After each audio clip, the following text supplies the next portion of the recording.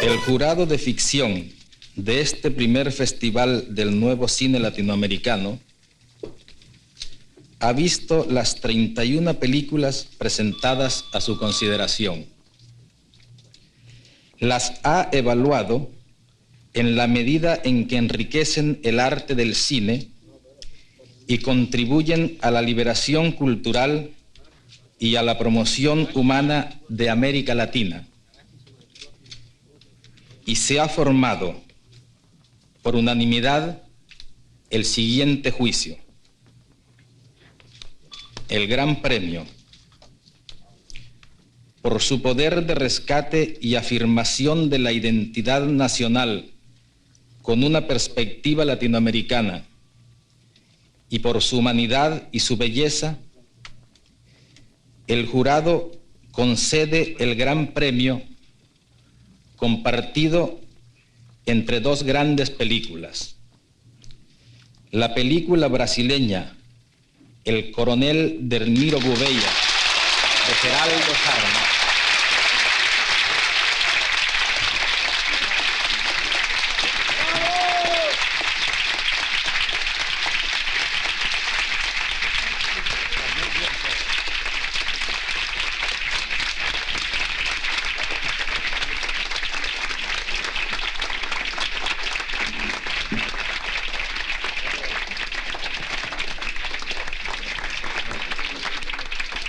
y la película cubana Maluala, de Sergio Giraldo.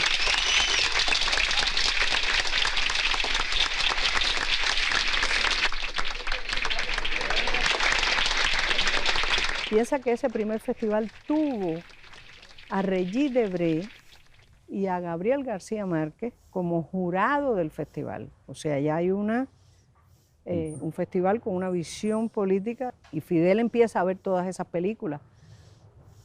Tú te acuerdas que él veía todo, todos los documentales, toda la ficción, todo, él veía todo, estaba enterado de todo. Cuando se reunía con los cineastas, él sabía de todas las películas. Y por supuesto ya estaba Gabo unido a Fidel. El Festival de La Habana fue una plataforma, digamos, organizada de muestra del cine latinoamericano. Fue una plataforma ordenada y sigue siendo hasta hoy, yo creo que la vuelta más completa del cine de la región y de los intereses cinematográficos de la región. Ahí se creó la primera plataforma de distribución de cine latinoamericano, de distribución integrada de cine latinoamericano. Y es también el espacio donde se crea y se constituye la fundación en el 85 y en el 86 la Escuela de Cine. Yo, como hombre de cine, puedo decir que Gabo entra en la historia del cine cubano latinoamericano en 1900, en el primer festival del nuevo cine latinoamericano. Yo no sé hasta qué punto todo fue previsto o todo fue accidental, pero cuando rebobino, cuando repaso la historia y me pongo a pensar que a Alfredo Guevara se le ocurrió, cuando se decide hacer el Festival del Nuevo Cine Latinoamericano en Cuba, en La Habana, en 1979, el primer festival, e invita a Gabo de presidente del festival, yo no sé si ya eso era un plan o fue un azar, pero la llegada de Gabo como presidente del jurado de ficción de ese festival da la medida de los sentimientos mutuos Gabo-Cuba, Cuba-Gabo. También ha surgido una idea, me parece muy buena, y que puede llevarse adelante con la colaboración de ustedes, a colaborar con la experiencia de que ustedes disponen, y es la idea de crear una escuela de cine para América Latina, es decir, para estudiantes latinoamericanos y del Caribe. Pero me parece que incluso mientras los africanos no tengan una posibilidad similar, debiera extenderse la idea de la escuela también para alumnos africanos o cualquier otro país del tercer mundo. Cuando yo escuché ese discurso de parte de Fidel en el año 1985, era la primera vez, y han pasado 30 años, y sigue siendo la única, en la que yo escuchaba de un mandatario, de un jefe de Estado, un compromiso tan íntegro, tan radical con respecto a la cinematografía latinoamericana, la cinematografía africana, la cinematografía del tercer mundo. Eso fue como la pila bautismal de la Escuela Internacional de Cine y Televisión de San Antonio de los Baños. Ese compromiso del Estado cubano con su fundación, para convocar allí jóvenes que al comienzo se decía de los tres mundos, pero en este momento, ya pasados 30 años, sigue siendo una escuela de los 5 continentes. En la Escuela de San Antonio hubo una reunión, creo que en Semana Santa, y eso fue diciendo y haciendo. Pues una reunión, creo que histórica, pues no sé cuántos estaríamos ahí en ese momento, pero por lo menos unos 10, 15 de ese comité de cineastas, un comité ad hoc, y fue empezar, bueno, hay que hacer la escuela, ¿no? Sí, listo, ¿y cómo se hace? Esto es esto. Fernando proponía que era la escuela de los tres mundos, la escuela de Asia, África y América Latina, naturalmente con sede en suelo cubano. El gobierno cubano participaba, pero no era el dueño de la escuela, nunca lo fue, ni lo es todavía. Y era lo interesante de eso también eran lo desproporcionado de las propuestas. Yo creo que si uno no hace propuestas desproporcionadas, pues se queda en cositas chiquiticas, ¿no? Por eso cuando fuimos llamados los cineastas de todos los países latinoamericanos para la conformación, para la creación de la fundación, teníamos que cumplir en La Habana la formalidad institucional de notariar, de avalar, autenticar con un acto institucional vinculante esa fundación. Y fue en Casa de las Américas el 4 de diciembre de 1985, cuando hace 30 años, va a ser 30 años, cuando cada uno de los miembros de la fundación puso su firma en el acta fundadora de la fundación. Y la fundación se vuelve como la mamá simbólica, la protectora, la proveedora de insumos intelectuales y materiales para esa naciente escuela de cine. Amo esta isla, soy del Caribe, ramar podía pisar tierra firme, porque mi nive. Amo esta isla, soy del Caribe. Son cineastas de 15 países en su momento y actualmente de 17 países de América Latina y el Caribe, los que crean la fundación y los que hacen ese núcleo de trabajo, o sea, y que ya tenían la idea de crear una entidad.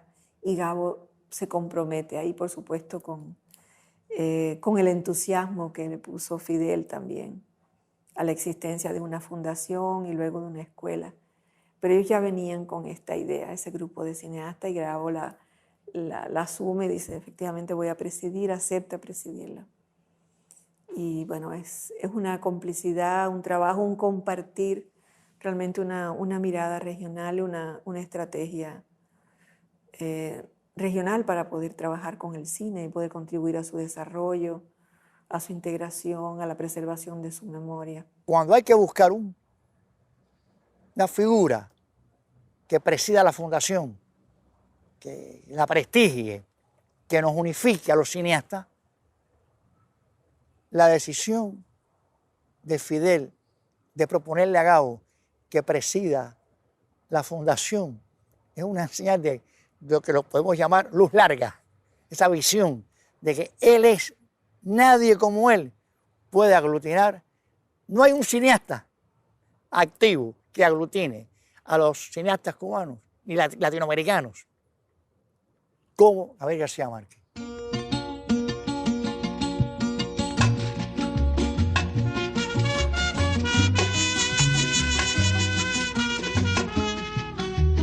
Lo que te quiero decir es que Gabo, a partir de ese momento, era más que el presidente de la fundación, un jefe de escuadra. A tal hora, todo el mundo sentado entre la mesa. El arquitecto, el inversionista, todo el mundo. Y nosotras dos, y Manolito Pérez, y Julio, Ambrosio, Titón, muchas veces, no todas, pero muchas veces, para formar dos cosas, que era todo lo que haría la fundación y el plan de estudio de la escuela, pero Gabo llevaba el detalle de si ya se habían usado tantos sacos de cemento y no tantos, y Oscar, ¿por qué falta aquí? ¿Hay acera o no hay acera? Todos los detalles, absolutamente, porque ¿Tú te Fidel acuerdas, se los Lola? preguntaba, Sí. noche a noche, ¡pum! Era un examen. ¿Tú te acuerdas que cuando Fidel le puso a Gabo las manos en los hombros, Sí, por la espalda, sí. que Gabo estaba sentado, cuando decidió aceptar, dijo, mirándonos a todos el resto de los comensales en esa mesa, dijo, ustedes van a conocer lo que es un verdadero dictador. ¿Te acuerdas? Pues sí. O sea pues que lo sí. que estás contando es que él asumió eso como una tarea Sí, sí. bajo su estricta dirección. Sí, sí, señor. Y se Así ocupó de fue. temas de construcción, de Así, arquitectura, todo, de todo. dotación mobiliaria, en De fin. todo, de todo. De que cada uno de ustedes hiciera la responsabilidad en los países de buscar esos alumnos, de buscar esos profesores, todo eso, porque eso era, lo mismo te llamaba a ti, que llamaba al otro a Brasil, que el otro, que a quién están organizando, falta el profesor de fotografía, cuánto es, cómo es, todo, todos los detalles. Empezamos ya a tener uno en Francia, probablemente en España. Para En México nos para dijeron cine no, latinoamericano. en México. No, ya tenemos en Caracas, en Bogotá, en México. En Buenos Aires en también. Buenos Aires, en Montevideo. Ya prácticamente en Brasil. Ya prácticamente estamos completos. Pero este es el primero de todos, y el único real, el único que todavía que se puede tocar ya. No se puede ver, Sí, lo se demás puede ver una está- película. Exacto. ¿Y lo terminaron? ¿Cuándo lo terminaron? Hoy lo terminamos. En un año récord, después de que Fidel propone la fundación de una escuela, en un año récord, García Márquez y Fidel Castro se ponen al mando de unas brigadas de construcción y participan personalmente en la adecuación de un viejo edificio en el campo, en San Antonio de los Baños, en donde había funcionado una escuela rural.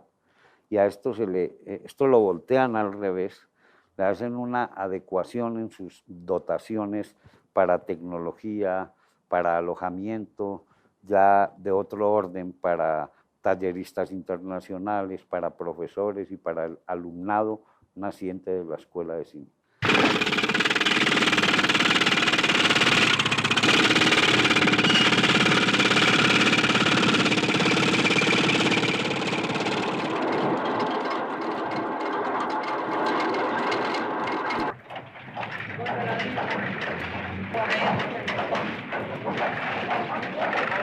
Ambrosio Forné, bien, Ambrosio le dijo a Fidel, pero es que todas las acciones culturales suceden en la ciudad. Y él le dijo, pero será más fácil venir de San Antonio a la ciudad que llevar la ciudad a San Antonio. Entonces ellos vendrán y tendrán por las noches su ómnibus para venir, y efectivamente así fue. En aquel momento así fue. Todos los domingos se chequeaba la escuela in situ, allí, con los constructores que no paraban de trabajar. Y Gabo siempre llegaba antes, para cuando llegara Fidel, si es que llegara, que no avisaba, pero llegaba, tener toda la dimensión de cómo estaba la cuestión.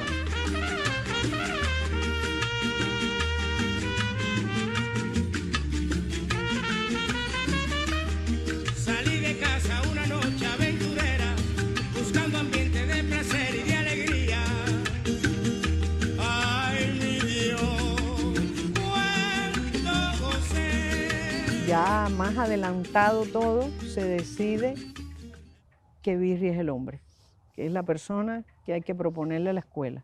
Yo creo que aquí es bueno aclarar, contar, que Gabo, cuando estudió en el Centro Experimental de Roma, cine, era sus compañeros de estudio eran Julio García Espinosa, Tomás Gutiérrez Alea y Fernando Birri. Ya. ¿No? Sí, o sea, Fernando había entrado antes, después llegaron Julio y Titón y al final llegó Gabito. Es así, porque acuérdate que generacionalmente ellos, así son las edades. Sí. Así son las edades, ¿no? Y sí, y los cuatro tuvieron una formación totalmente sabatiniana, de neorrealismo, pero de Sabatini, ¿me entiendes? Yo pienso que las estructuras dramáticas de los guiones y de las películas era esta historia de construir una escuela y una fundación. Era así, era totalmente un guión de una película, de verdad. Hará a continuación entrega simbólica de la Escuela Internacional de Cine y Televisión, donada por el Estado cubano a la Fundación del Nuevo Cine Latinoamericano, en la persona de su presidente, Gabriel García Márquez.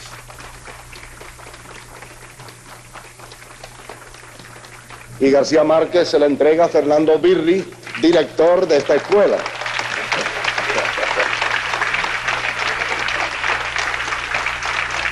Lo reciben los alumnos que van a participar en el primer curso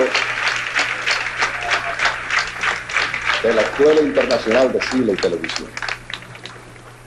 Quiero hacer simplemente un poco de historia, porque esta escuela tiene ya su pequeña historia.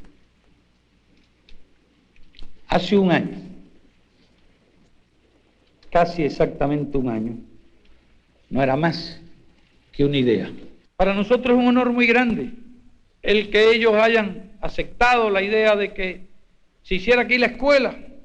No es que nosotros pretendiéramos que fuera aquí, podía estar en cualquier otro país. Digo que es un honor muy grande cuando demuestran con su actitud la seguridad que tienen en la revolución.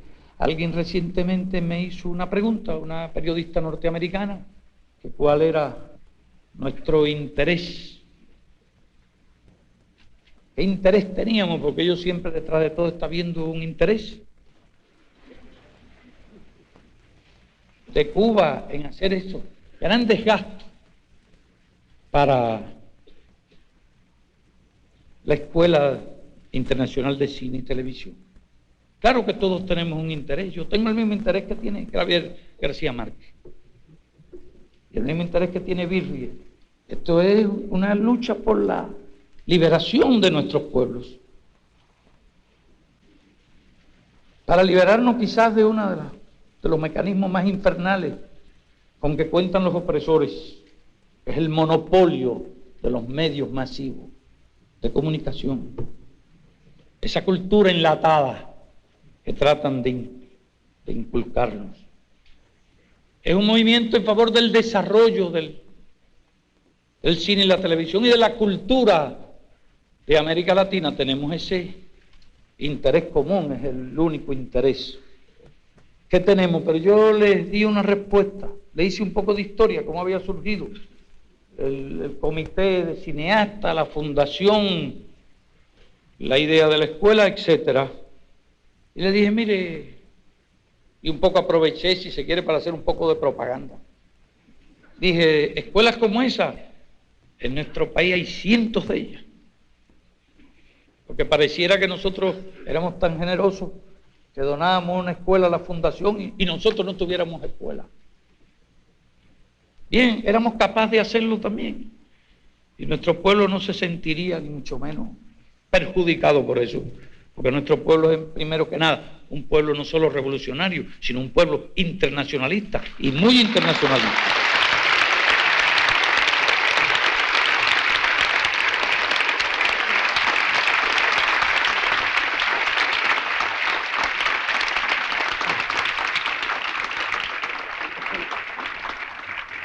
Y le voy a decir algo más. Decía, nuestro aporte anual a la escuela es equivalente a la mitad de una milésima de lo que nuestro país gasta cada año en la esfera de la educación y la cultura. Y en un país neocolonizado no puede haber una escuela como esta. Este país no volverá a ser jamás un dominio imperialista. Y en un dominio imperialista no podrá haber jamás una escuela como esta. Muchas gracias, Birri, por tus hermosas y generosas palabras, por esa misión que nos encomendaste, de guardar el legado de la escuela, como la luz de la aurora.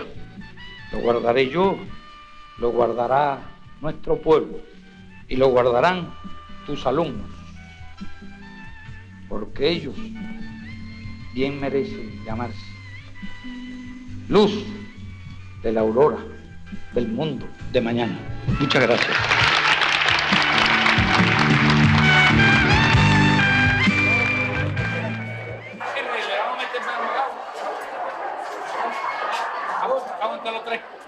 Entre los tres.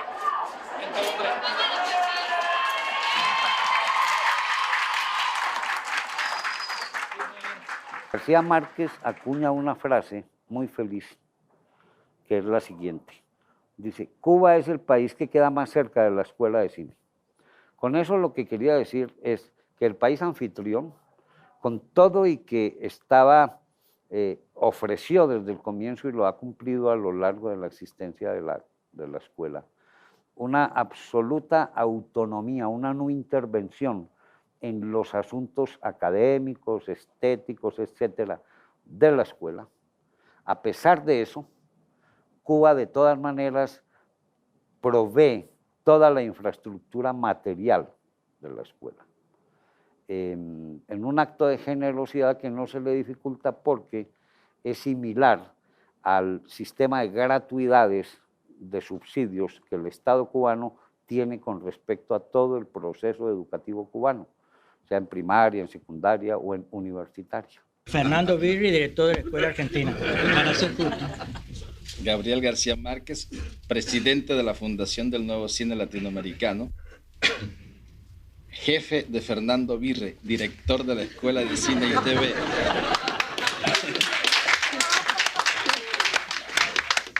Y no lo digo con un sentido de poder, sino con el sentido de que hay una responsabilidad por encima de la de él, que es la mía, y lo cual lo hace mucho más grave. Ahora, las razones por las cuales estoy yo aquí, primero porque desde niño me gustó el cine más que todo, porque fui crítico de cine en mi país, y fui crítico de cine en mi país en un momento en que era inclusive peligroso físicamente ser crítico de cine, porque el periódico en que yo trabajaba, es decir, los periódicos en general, no podían hacer crítica, no podían decir que las películas eran malas, porque los exhibidores retiraban los anuncios de las películas. Y prácticamente esos periódicos tenían una fuente de sustentación económica muy grande en esos anuncios. El periódico que yo trabajaba, que era El Espectador de Bogotá, cuando yo le planteé que se hiciera crítica de cine, dijeron, bueno, vamos a asumir el riesgo. Asumieron el riesgo, empecé a hacer una crítica de cine totalmente libre,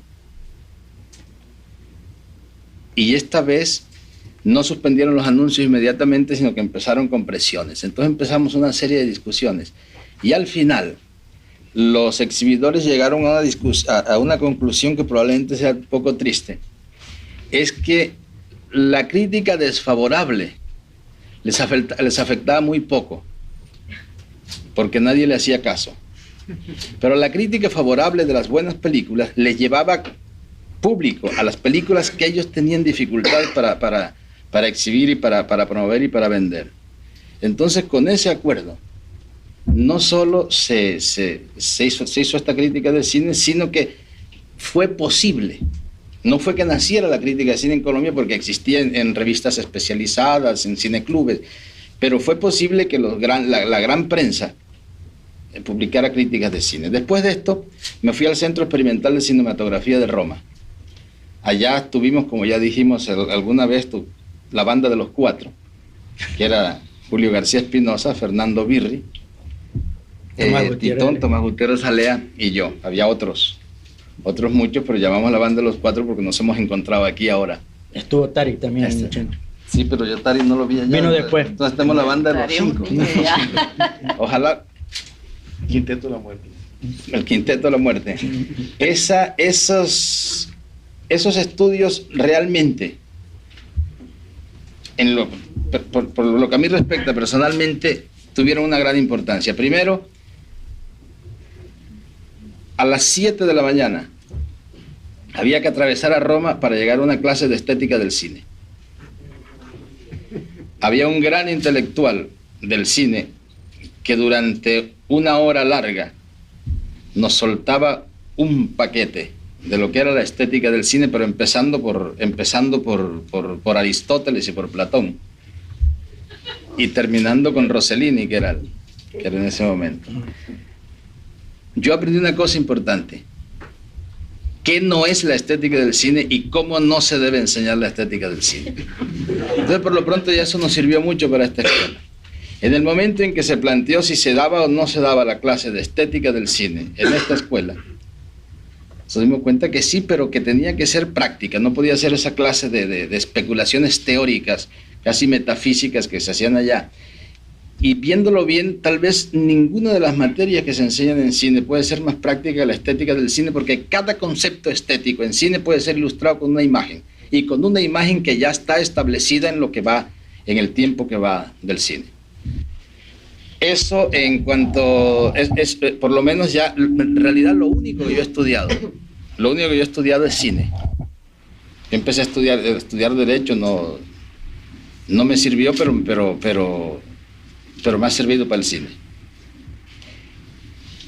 Y en lo del Centro Experimental de Roma, que son los únicos estudios, digamos, sistemáticos y organizados que he hecho, esto también me da un poco de autoridad para hacer lo que ya dije que soy en esta escuela. Después de eso, ya había escrito unas cuantas novelas, cuando me di cuenta que yo lo que quería era hacer guiones de cine. Me vine a México a hacer guiones de cine. Y es una de las buenas experiencias que tuve en mi vida, porque los productores de México me pidieron que les llevara temas. Entonces yo empecé a llevarle temas que tenía guardados en notas, en papeles, en mis archivos. Y me los iban rechazando uno detrás de otro sin remedio. No servían, esto no sirve, esto no pega, hasta que tuve un productor muy amigo que me dijo: mira, yo quiero hablarte con franqueza lo que no te han dicho los demás. Lo que pasa es que tú no le llegas a la gente. Esto me desilusionó mucho del cine, y entonces decidí poner todas esas historias rechazadas en orden y escribí 100 años de soledad. Hice algunas, pero de todas maneras tuve la oportunidad de hacer algunos guiones. Ninguno de los cuales, algunos han salido unas buenas películas, otras menos buenas. De ninguno creo que ha salido una buena película.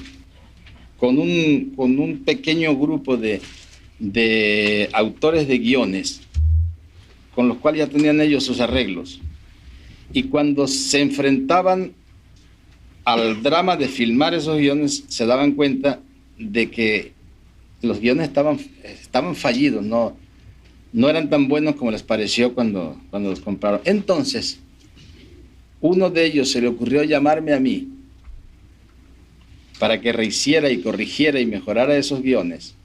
Y de eso fue realmente de lo que viví yo en México durante los muchos años en que estuve tratando de hacer cine, que era corregir los malos guiones de las malas películas y hacerlos todavía peores para que tuvieran todavía más mercado. Y existen muchas sin crédito, por supuesto. Inclusive creo que hay algunas que tienen crédito, pero de eso se hicieron muchísimas películas que ahí están, y hay unas de esos detectives críticos que existen en todas partes, que están encontrándolas una por una, y ya se hizo, creo que en Guadalajara hizo Hermosillo un festival de películas con guiones corregidos por mí, casi todos hechos por mí, donde no aparece mi firma, no aparece nada, pero ellos dicen que aparecen ya las cosas que dicen los críticos, aparecen ya elementos del estilo, de la identidad del autor, de los problemas básicos de su infancia, etc. Entonces, en eso estamos. Se pudiera mostrar en la escuela. Pues en la escuela podríamos hacer un ciclo, cualquier día un ciclo de esto. De ahí, de manera que luego no se le haría raro, me imagino que no se le hizo raro a nadie que a la hora de hacer una fundación, que existiera una fundación del cine que necesitaba un presidente, me dijeron que aceptara la presidencia y yo la acepté considerando que tenía un cierto derecho para eso, y a la hora que me dijeron que debía hacer un taller en la escuela, pues yo dije que haría el taller. Ahora tengo ese otro título que no había mencionado, que es que voy a hacer un taller de cine acá en la escuela. Ese es el punto en que estoy. Aparte de eso, he escrito uno que otro libro. Los miembros de la fundación de los distintos países éramos los que teníamos la responsabilidad de donativos en libros para la naciente biblioteca de la escuela, en videos, en VHS, en Betamax. La primera biblioteca y la primera videoteca de la Escuela de Cine de San Antonio de los Baños fue un donativo desde los distintos países de América Latina a los que pertenecíamos los miembros de la Fundación del Nuevo Cine Latinoamericano. Se genera en la escuela lo que es indudablemente el resultado, digamos, de este lugar es un fenómeno cultural para el audiovisual internacional, o sea, y un modelo único, te diría, en el sentido de que es un centro no solamente de formación, de capacitación, sino es un centro donde la integración intercultural se da de una manera espontánea por el diseño del programa, por el diseño de ese lugar, o sea, y esos egresados que a su vez van saliendo, los que se gradúan en el curso regular y los talleristas y quedan enlazados luego y comienzan a coproducir de conjunto, a armar proyectos conjuntos, el africano con el boliviano o entre la propia región, intrarregionalmente también, se conforman ya equipos de afines, o sea, amistades, y luego equipos de trabajo también.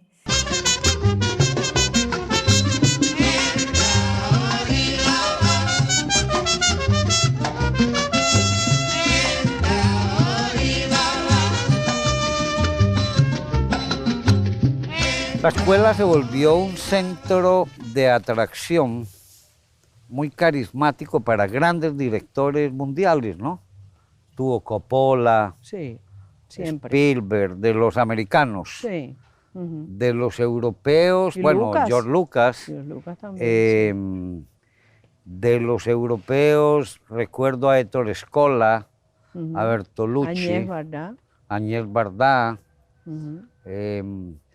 latinoamericanos, pues István ni se Szabó. diga, István Szabó de Hungría, gran director. Gran director. El actor alemán sí, el actor de Brandauer. Herzog. Brandauer también. Brandauer, el actor gran actor, de el Fassbinder. de Mephisto. Mephisto. Y de la mujer de Fassbinder. Perpiñán, el editor de Bertolucci. Roberto Perpignani, sí. Toda la intelectualidad europea, porque no solamente llegaban cineastas, querían estar ahí en la escuela y siguen queriendo estar. Sí, así es. Es indudable. Robert Redford.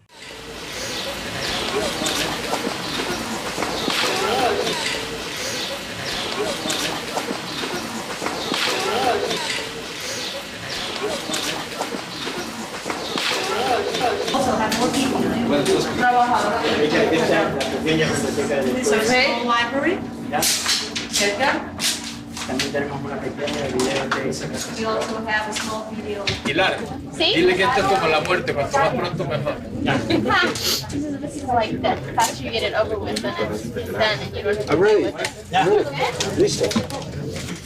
it's quite different. Que la van a traer un jugo. Cuando uno no conoce a Redford sino en pantalla, tiene muchas ideas según el personaje que él represente, pero nadie puede imaginarse cómo es el Redford en la realidad.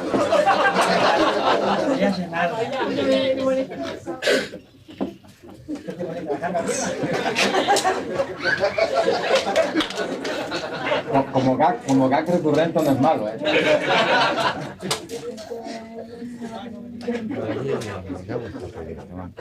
Cuando yo lo conocí, inmediatamente empecé a encontrarme con una persona que no se parece a ninguno de sus personajes. He querido hacer esta introducción de Redford humano, para quitarles la idea de que se trata exactamente de esa estrella trascendental y aparatosa, como uno suele imaginarse a los actores y más a los actores famosos. Y que sepan que es mejor contestando preguntas sencillas que preguntas serias e intelectuales.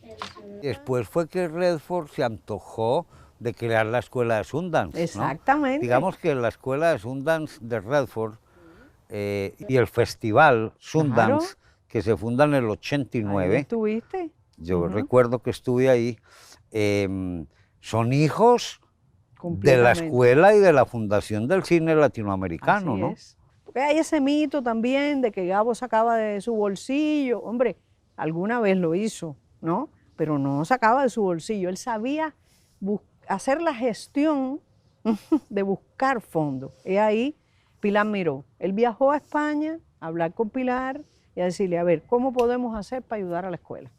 Ajá. Él viajó a Japón a conocer a Morita, porque se había comprado en la Sony los Morita, primeros equipos. El magnate de la Sony. De la Sony. Pero que además que fue el tipo que no solamente puso, él se hizo rico después de inventar el Umatic y no sé cuánta cosa. Y allá se fue Gabo, yo estuve en esa entrevista con Morita, él y yo solos, pidiéndole ayuda a Morita y enseñándole los primeros trabajos de la escuela en Umatic para buscar ayuda. Algunas de esas fundaciones, los que las han hecho no han querido, han pedido que no se divulguen. Son benefactores que generalmente lo que dan es dinero en efectivo.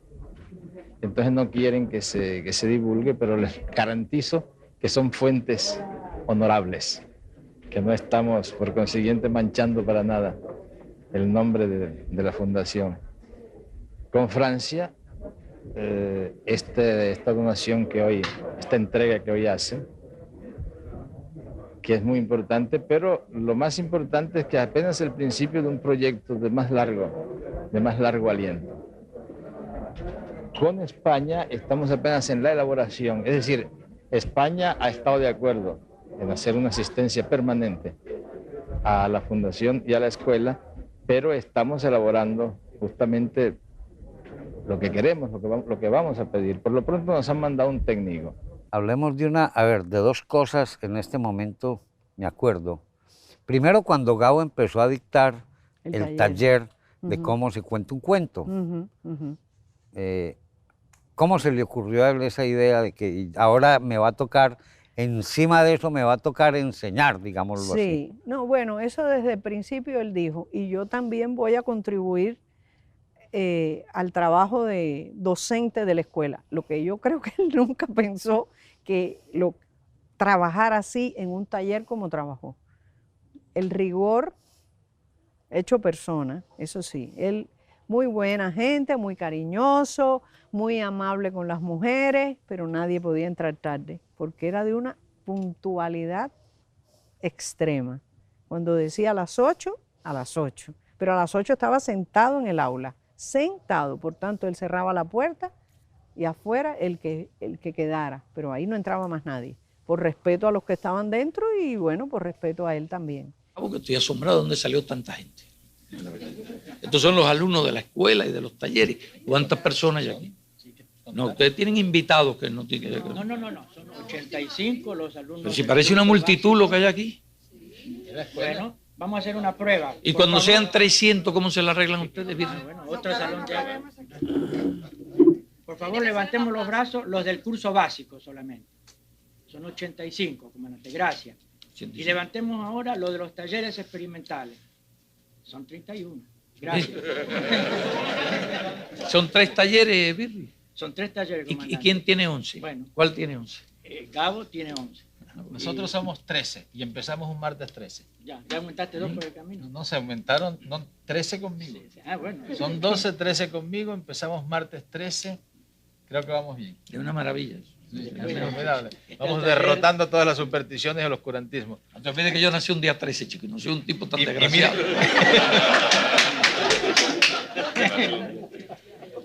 Del año 26, que es el doble de 13. Del mismo 26 que después fue 26 de julio de 1993, etcétera. Y así. Hay más 13, ¿no? En su vida. Sí, hay más. Y hay la mitad de 13 después. Sí. Yo seguí un día y descubrí un montón de números. Los misterios de los números. Así que a ti te pasa lo mismo. Ya habrá oportunidad. Martes 13 es una maravilla. Ya habrá oportunidad esta noche de hablar de los misterios de los números y de otros misterios. Bueno, yo tengo el plan de, aunque ustedes no me inviten, de dar mi vuelta por la escuela. La última vez también no. Vinimos otra vez, pero era domingo también. ¿Qué día era? Sí, he venido los domingos. Fuimos a los apartamentos, no llegamos hasta aquí. De manera que yo, con mucho gusto, siempre que no estorbe y en horas en que no estorbe, y puedo, si quieres, sistematizar así algo sobre distintos temas, las conversaciones con los estudiantes. Yo no sé todavía qué es una clase de esta. Yo quisiera ver cómo Gabo da una clase para saber cómo realmente se da una clase. Me imagino que será un diálogo, ¿verdad? No será un monólogo aquí, ni una conferencia, sino es un diálogo. Es un monólogo de 10 contra mí. De 10 contra ti, correcto. Entonces estoy a las órdenes. Entonces, para ponerle un poco de moderación a estos desafueros, vamos a empezar proponemos que hagan preguntas. Correcto, antes de que hagan la pregunta, hagamos. Sí. Sí. ¿Entre qué hagan las preguntas? No, yo le debo una excusa a ellos. Tenía que explicarle. Yo le dije a ellos, para no decirlo después que me hagan la primera pregunta, explicar que estaba convenido el encuentro a las 6 de la tarde por una iniciativa que tomó el compañero Gabo. Pero yo después se me complicó el día. Hay aquí una reunión de la OCLAE, son estudiantes latinoamericanos. Terminaban hoy y yo tenía el compromiso de hacerle una visita también a ellos. Yo he reunido bastante tiempo con ellos. Después, una delegación que llegaba por la tarde de Nicaragua, una delegación extranjera para seguir viaje a las 9 de la noche. Era importante que los viera. De esa forma se me complicó la situación, al extremo que tuve que pedir un SOS. Yo soy muy esclavo de los compromisos y no me gusta alterarlo ni cambiarlo. Pero a última hora, abusando de la confianza, les pedí que se comunicaran con Gabo y le dijeran que si esto podía ser a las 8, alrededor de las 8, dije alrededor de las 8. Y para pedir que se pospusiera el encuentro. Y me he tardado además, llegué aquí a las 8:15, por eso les pido excusa a ustedes. Decía que el principal problema que tenemos en esta escuela altamente tecnificada es que tenemos el problema técnico de los preguntantes tienen que venir hasta acá porque no tenemos audio en todo el... Pero es chiquito, creo que pueden tener buena voz. Podríamos ensayar a ver... Para grabarlo, correcto. Pero es mejor para grabarlo. Es para grabarlo, claro. Entonces creo que la única dificultad es esa, venir hasta acá. Por favor, identificarse antes de hacer las preguntas y ser lo más provocadores posibles. Si tuviera usted mañana que comenzar a contar la historia de la Revolución Cubana, ¿lo haría en una película, en una novela o en un poema? Bueno, no haría una novela. Cine. Realmente escogería el libro para narrar la historia. Incidentalmente expresé eso. De que si bien la televisión ha desplazado al cine, no al cine como cine, sino a la sala de cine. Yo estoy en total desacuerdo en cuanto... Yo pienso que el cine puede llegar mucho más lejos que el libro como medio de expresión y que el futuro es de las artes visuales, de la comunicación, de la ¿Pero comunicación. cuál futuro? ¿Cuál futuro, Gabo? De aquí en adelante. La masividad. Hasta como negocio el libro es mejor que el cine. ¿Es verdad o no?